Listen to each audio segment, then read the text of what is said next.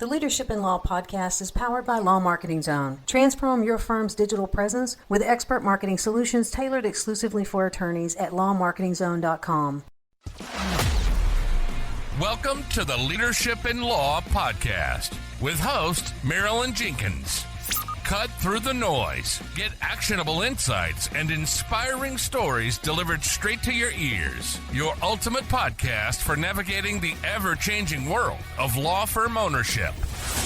In each episode, we dive deep into the critical topics that matter most to you, from unlocking explosive growth to building a thriving team. We connect you with successful firm leaders and industry experts who share their proven strategies and hard-won wisdom. So, whether you're a seasoned leader or just starting your journey as a law firm owner, the Leadership in Law podcast is here to equip you with the knowledge and tools you need to build a successful and fulfilling legal practice.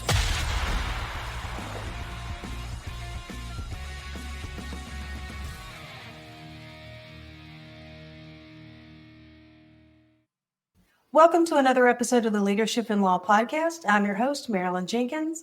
Please join me in welcoming my guest, Lindsey Busfield, to the show today. Lindsey is the Vice President of Optimize My Firm, an SEO and content marketing agency that's behind some of the nation's most powerful law firm websites. Having worked with numerous personal injury attorneys who've been burned by other SEO agencies, Lindsey has created a business model that addresses the major issues that plague the industry, namely overpromising, underdelivering, and locking clients in with contracts.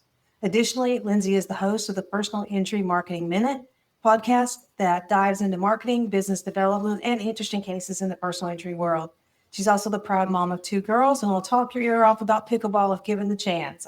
I'm excited to have you here, Lindsey. Welcome. Thank you so much for having me. Absolutely. Pickleball. That's just something I've never gotten into, but I mean, don't give me the opportunity because I really don't know too much about it, but I absolutely love it. I've been playing for years, and it's just a great way to get outside, get some fresh air, meet some friends, and stay in shape. Nice. So let's go and talk about, you specialize in personal injury attorneys and working with their SEO. So tell us a little bit about your journey that got you to where you are. So my journey is kind of a weird one. My career started actually working with a bunch of Amish chicken farmers. My family started a pasture-raised egg company back, maybe 15 years ago, almost 20 years ago. And it started out of a backyard flock of chickens that my parents had at a bed and breakfast in upstate New York. And they partnered with an Amish chicken farmer to turn this idea of pasture raised into a real business. It was before that, it existed before. So as they started building that company, I came on as a special projects manager, started with marketing, and moved kind of into operations and compliance, but really kind of found my passion for marketing out of that. And as the company grew and is now the nation's largest organic pasture-raised egg company, marketing, it really was an important piece of that. And I found my passion in there. But I also found myself traveling to all the different chicken farms a bit too much and wanted something a little closer to home. So I left and worked with a law firm here in Raleigh as a part of their marketing department. And they had hired a company to do some SEO consulting for them, but they didn't have anybody on their team with the bandwidth to really do anything with it. So I stepped up, raised my hand, and said, this is something that I would be interested in learning more about. I really didn't know much about it at all. And through that fractional relationship, I learned everything about SEO and learned really enough to know that that was kind of a perfect blend of marrying my passions with a little bit of a competitive edge, a little bit of a puzzle piece, a lot of creativity, and it was just so much fun. And so from that, I ended up meeting my now business partner, Len, who had started an SEO agency that exclusively did SEO with personal injury lawyers. So I partnered with him, and we have now grown the business that he founded 15 years ago into where we are now. So it's been a fantastic journey, and I absolutely love doing what we do. Oh, fantastic. And over 15 years, there's been so many changes. It's just crazy. It is. It is not the same game we were playing 15 years ago. No, I even remember way back in the day where their link forms actually worked, Right. Anyway, things have changed and we learn and grow. What are you seeing? So, people are seeing changes all the time. And I know we've seen some drastic changes in the last few months. What are the few things that you've seen in SEO for law firms coming up recently? So, I mean, as you mentioned, link farms used to work 15 years ago. There are all of these kind of black hat ideas of putting, text in the background of things. And of course, those things are archaic and don't work anymore. But Google is constantly getting more savvy. And of course, with every algorithm update that they are pushing out, they are trying to narrow down their search results, the top performing search results, to what is the best, most accurate, most relevant content that answers the questions that their users are asking, because that's how Google stays in business, because people go to Google to find correct answers. They don't want stuff that has been written just for the sake of SEO. They don't want stuff that is inaccurate information. They really are putting their trust in Google for important information, as well as, like where's the local pizza place.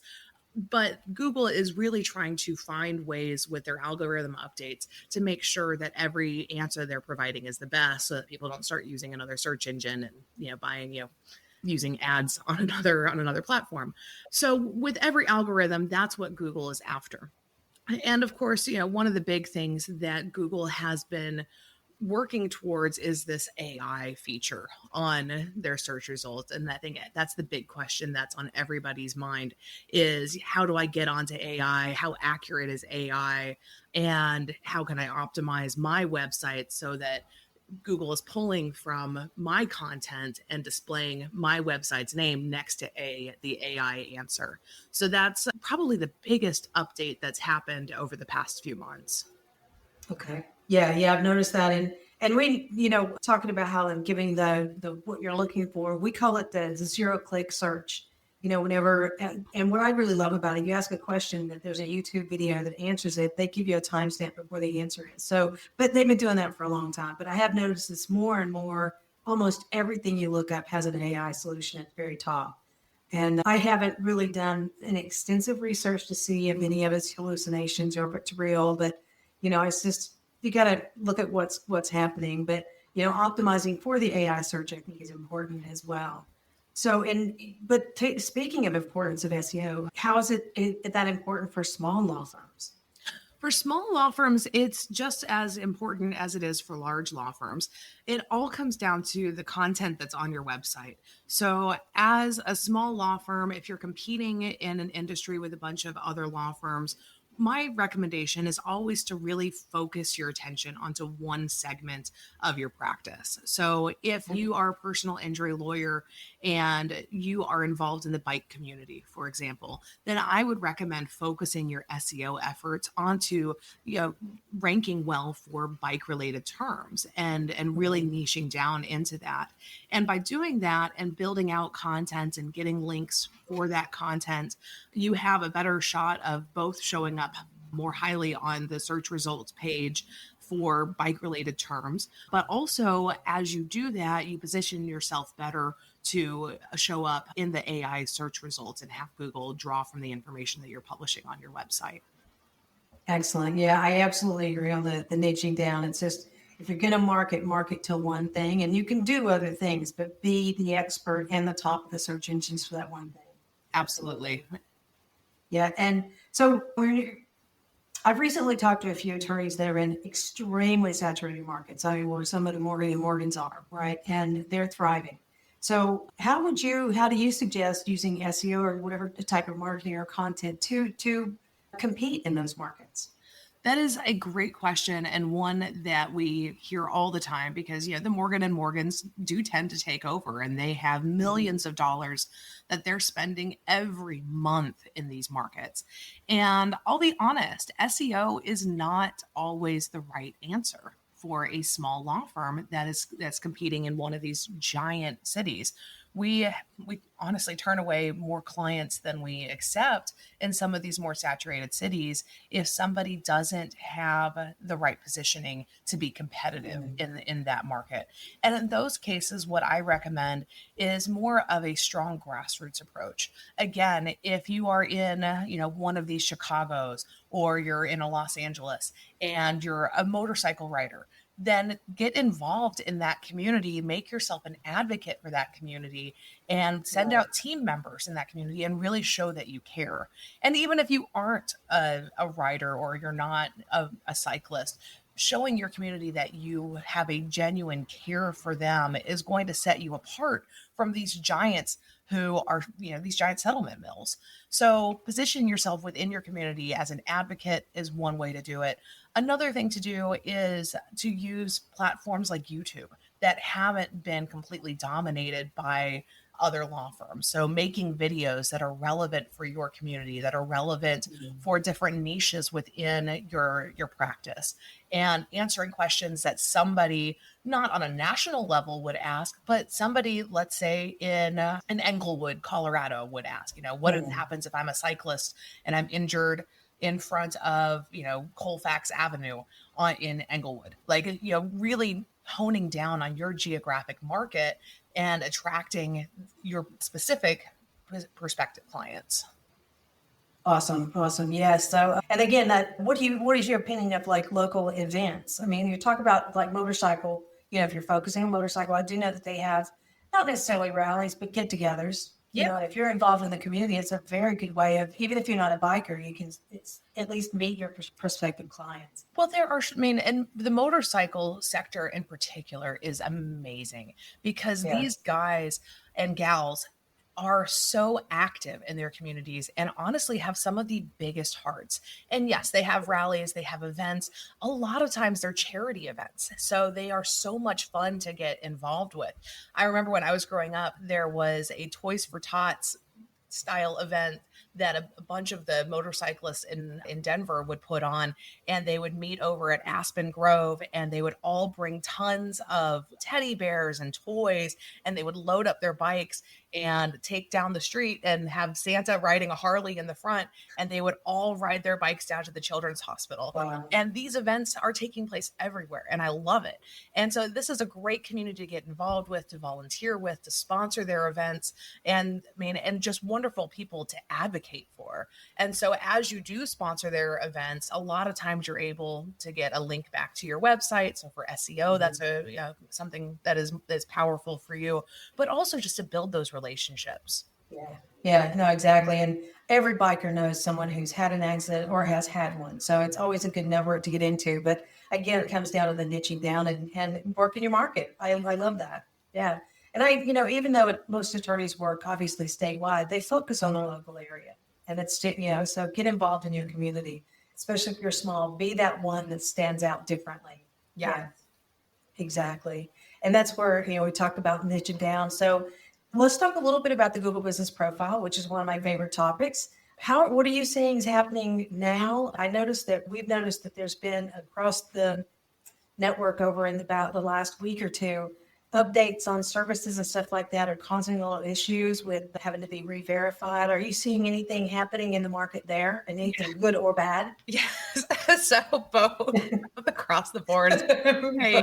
There are a lot of law firms that we work with who have had their listings suspended, and it has been an absolute nightmare over the past couple of weeks because it's not necessarily that you've done anything wrong, but Google is again trying to make sure that all the information they're putting out there is accurate. So anything that is even like a quasi flag could get your page suspended, and it is a real pain in the neck to get it re-verified. So, it involves knowing the process of what to do, what Google's looking for to get it re-verified. And essentially what they're looking for, if anybody is in this boat, is you have to make a video that shows the signage out in front of your building, shows, a sign on your door, and some sort of, interior that says this is an actual office. It's not just an empty satellite location. So you need to demonstrate that this is an actual reputable office so that Google will get that suspension listed for you. They crack down a little harder on some places than others, and in some industries than others. So making sure that you do that right, keeping your video to about 60 seconds, any sort of photo evidence that you can show that has your name and address on the location, like a business card or a package, that can go a long way as well. Other updates that are happening within Google Business Profile, I mean, not necessarily an update, but something that's important to keep in mind is always your reviews. So as law firms in some practice areas, as opposed to others, it's easier to get reviews, but everybody needs reviews, regardless of whether you're a family law firm, a personal injury law firm, corporate law firm. Those reviews are going to make you stand out, not only to prospective clients who are vetting different law firms, but Google is looking at your review recency in addition to your review quantity when it's deciding whether to show you on the local pack. And that is a really important factor if prospective clients are searching for a law firm.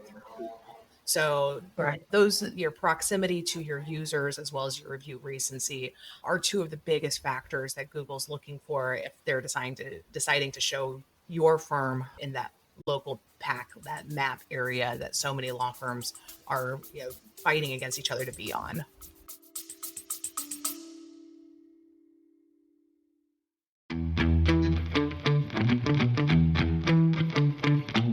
Are you a woman attorney running your own firm but feeling like you're on a never-ending treadmill? This podcast is sponsored by Wealthy Woman Lawyer, the business coaching company that's helped hundreds of women lawyers over the past 12 years, just like you, transform revenue-draining practices into wealth-generating machines. Their clients, including Brittany and Gianni, routinely break the 7-figure barrier while working fewer hours.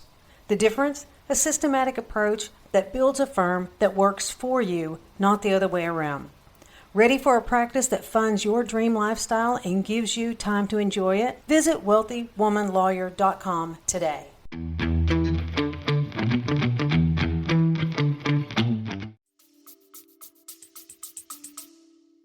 Yeah, and you can get in front of someone ranked higher than someone with more reviews if yours are more frequent and more or newer. Right. So the interesting use of reviews, I heard from another firm that is in a very saturated market, was they went to the large competition and went to the 1-stars and saw what's the one thing people are complaining about.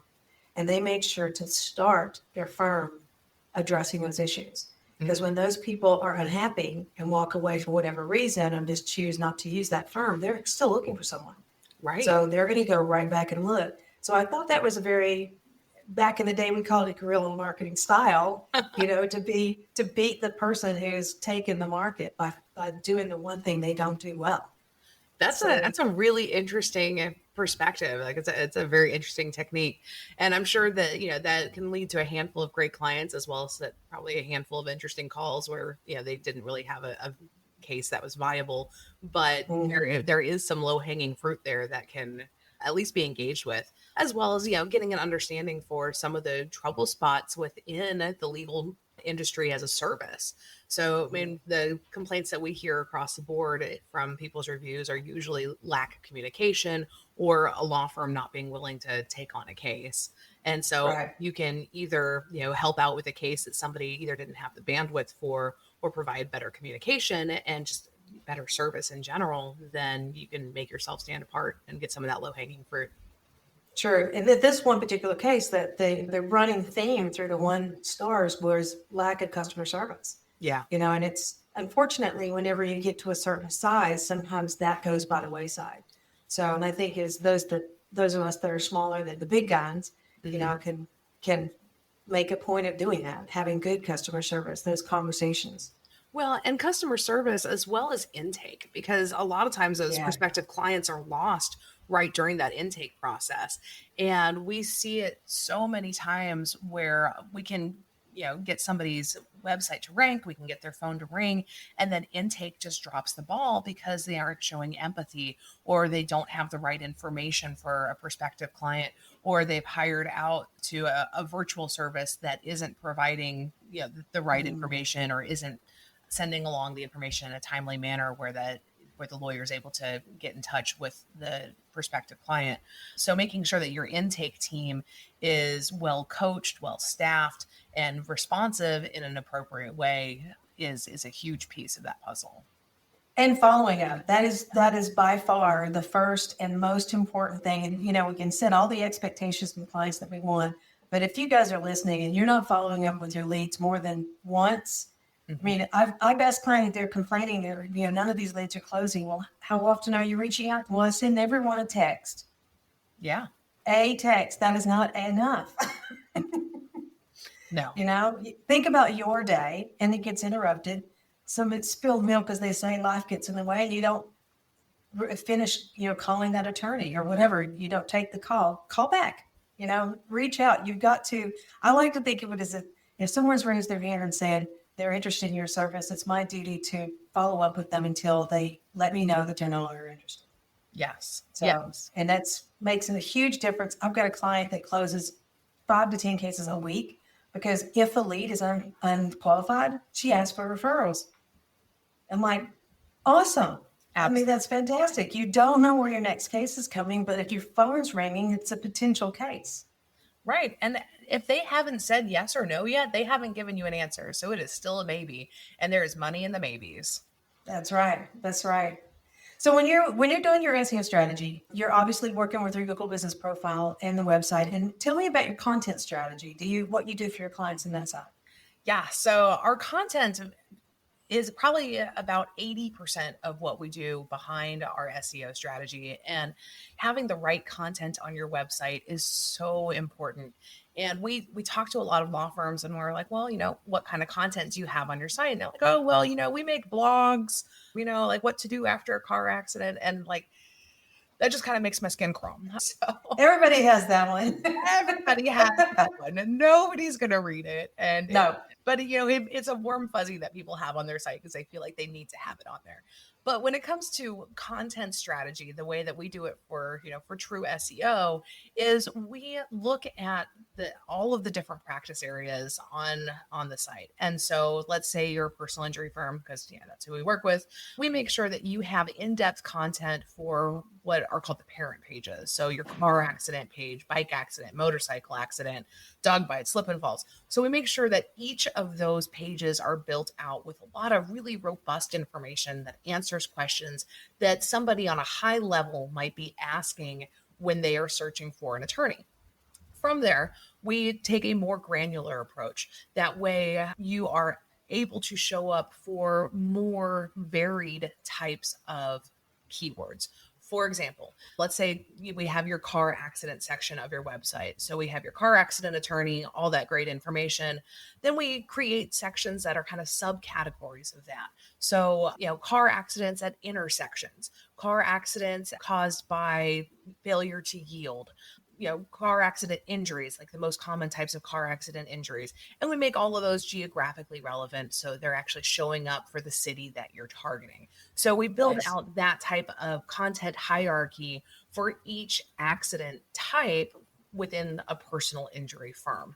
And that way your law firm is able to show up really well for kind of the wide net of personal injury terms, as well as the wide net of long tail keywords that somebody might be searching for some more specific information about their specific case type. Fantastic. So we call those like service and city pages. I've heard of people that do really get really granular about their neighborhoods and their counties. Yeah. That's awesome. That's fantastic. And getting more detailed into that, it gives Google so much more information to be able to and you have the opportunity of being, it's an authority listing as well. So I'm sure some of your clients are authorities, so it has multiple tabs under it. So instead of one link, you're getting 4 or 5, which is fantastic. If your client owns more than real estate on the search page, that's great. Yes, absolutely. And then you go and you get backlinks that are leading back to those key pages that you're wanting to show up well, and that gives them a boost in their credibility. And so those pages will rank higher, and you can take up more real estate on the Google search result page. Nice. And do you do anything with like press releases or anything like that? We can. So we typically tend to reserve press releases for things that a law firm is actually doing that's newsworthy. So for example, if a law firm is hosting an event that is a Children's Day event, or one of the law firms that we work with did a world record breaking event and invited members from their community in to participate in that. So if there is something that a law firm is doing within their community that is newsworthy, then absolutely. Because a press release in and of itself isn't necessarily going to help your SEO. While you might get links from the network of syndicated sites for that press release, those links are typically no follow links, and they aren't going to add any power back to your website. What they can do through this press release is get organic news attention if what you're doing is actually newsworthy. And then if an organic news agency covers whatever event that you have going on, then you'll be able to get a link from that news site, and that will help from an SEO perspective. Yeah, and it sounds like instead of doing online distribution, it'd be better just to call the local. Yes. And submit it locally and get it out into the community. Right. And build relationships with local reporters, find out who's covering what types of pieces, because there's typically a reporter who will do your pieces on dogs or pieces on crime or cover recent accidents or cover hit and run. So find out which reporter in your area is most likely to cover whatever kind of topic it is that you are wanting to issue. And it's always the feel-good reporter. So exactly. Yeah. We all like to have at least one a little bit of good news on the news. Right. If there's a cat fashion show that you have going on, then perfect. There you have it. I find that one. That one's fun. All right. Fantastic. Well, this has been a great conversation. I hope any personal injury attorney that's listening, look at your SEO, give Lindsey a call if you have any questions. But how would they reach out to you, connect with you if they wanted to chat further? Yeah, if you want any more information, if you want to have a conversation, feel free to reach out to me through the Optimize My Firm website or email me directly at lindsey@optimizemyfirm.com. And I'll make sure that we have those in the show notes. And we also include your LinkedIn as well. Lindsey, thank you so much for being here. This has been a great conversation. I appreciate your time. Thank you so much for having me. Thanks for joining me today for this episode. As we wrap up, I'd love for you to do two things. First, subscribe to this podcast so you don't miss an episode. And if you find value here, I'd love it if you would rate it and review it. That really does make a difference in helping other people to discover this podcast. Second, you can connect with me on LinkedIn to keep up with what I'm currently learning and thinking about. And if you're ready to take the next step with a digital strategist to help you grow your law firm, I'd be honored to help you. Just go to lawmarketingzone.com to book a call with me. Stay tuned for our next episode next week. Until then, as always, thanks for listening to Leadership in Law Podcast, and be sure to subscribe wherever you listen to podcasts so you don't miss the next episode. Thanks for joining us on another episode of the Leadership in Law Podcast. Remember, you're not alone on this journey. There's a whole community of law firm owners out there facing similar challenges and striving for the same success.